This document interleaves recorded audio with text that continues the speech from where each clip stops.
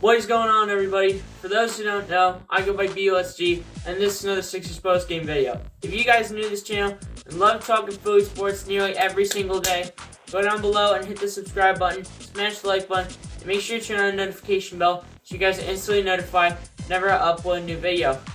Now, last night, the Philadelphia 76ers once again take out and dominate the Washington Wizards by a final score of 132-103. And now the Sixers take a 3-0 series lead in the first round and will possibly have the chance to sweep the Wizards and make it a everybody grab the brooms series in honor of the sweep in the first round by the Philadelphia 76ers. But there were some negatives in the game.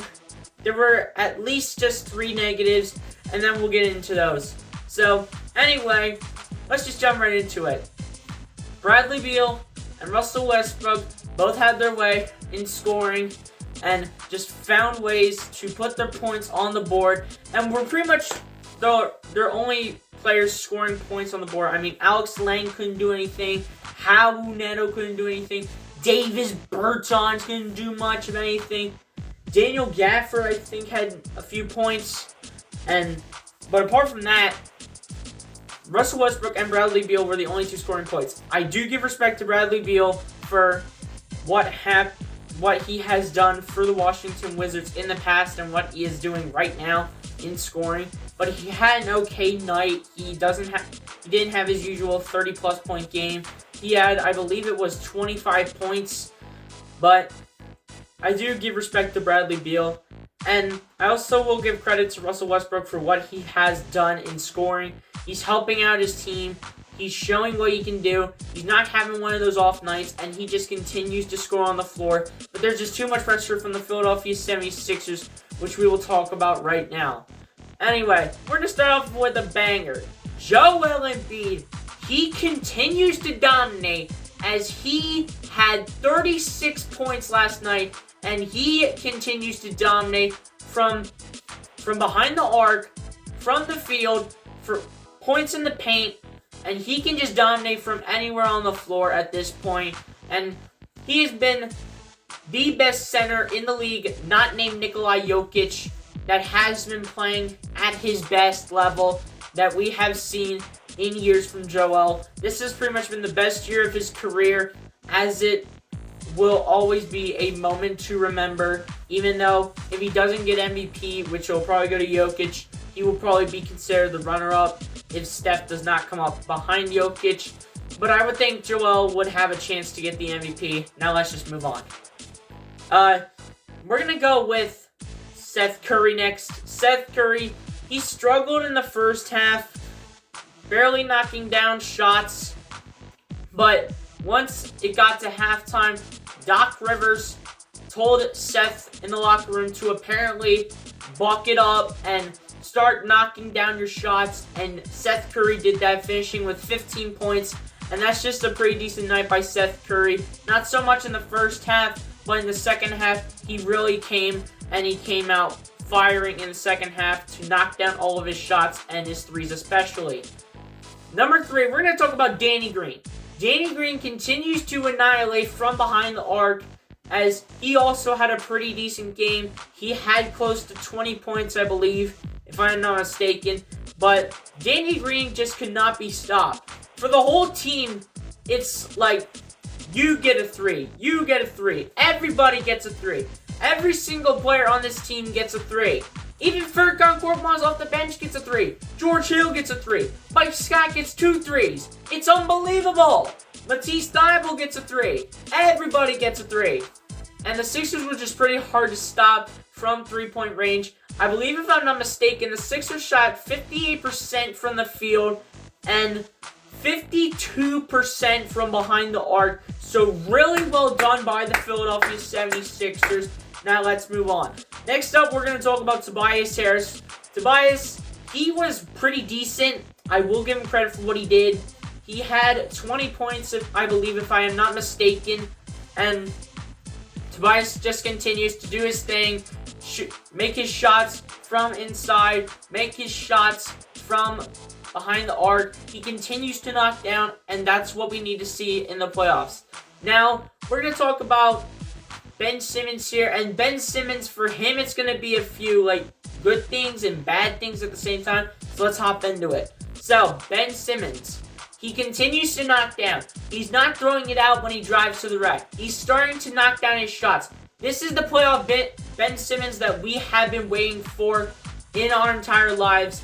As soon as Ben Simmons got drafted in 2016 by the Philadelphia 76ers, this is the Ben Simmons that we have been waiting for. This is playoff Ben Simmons right here, right now, and I love what I'm seeing from Ben. But one thing that Ben Simmons must do better on is the free throw shooting. You cannot go 0 for 3 from the free throw line.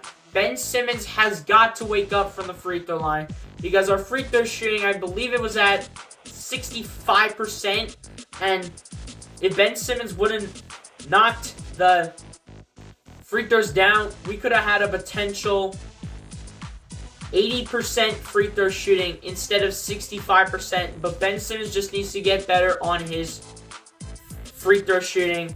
But apart from that, very well played game by Ben Simmons, and we're just going to talk about the bench. Matisse Thybulle, he continues to have his okay games. He didn't do much of anything on defense, but that is something that Matisse really needs to improve and really needs to get better at. So, Matisse must continue to play the best defense that he has ever played of his career, and he must continue to dominate no matter what the cost is. Dwight Howard continues to be a pretty decent center, even though he got 3 ticky-tack fouls. He still ended up to be pretty decent last night. I wasn't too impressed with Dwight, but I wasn't mad at his performance.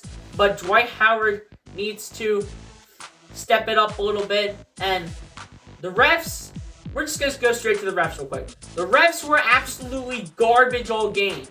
They gave too many stupid fouls that every Sixers fan was probably losing their mind when the refs were calling these ticky-tack fouls that didn't even look like fouls at all. The refs were pretty much garbage all game. And it's just ridiculous at this point. Mike Scott hit a few threes. He hit, I think, 2 threes. And he came in for 5 to 10 minutes. And he just hit 2 threes. And that was pretty much it from Mike Scott. We don't really expect a lot from guys like Paul Reed and Isaiah Joe. So, at the end of the day, just don't expect so much from your third unit. But Tyrese Maxey, he has got to take Shake Milton's playoff minutes. Shake Milton is disgusting. He is not good. Tyrese Maxey must take Shake Milton's playoff minutes. I don't know why Doc Rivers keeps rolling with Shake Milton at this point. Shake Milton is complete garbage, and Tyrese Maxey has got to take over for the playoffs from here to the end, especially when we go second round, possibly facing the Atlanta Hawks, since they won their game today and take a 3-1 series lead. Unless if the Knicks can bounce back, win 3 games in a row, I don't see that happening, but maybe they can.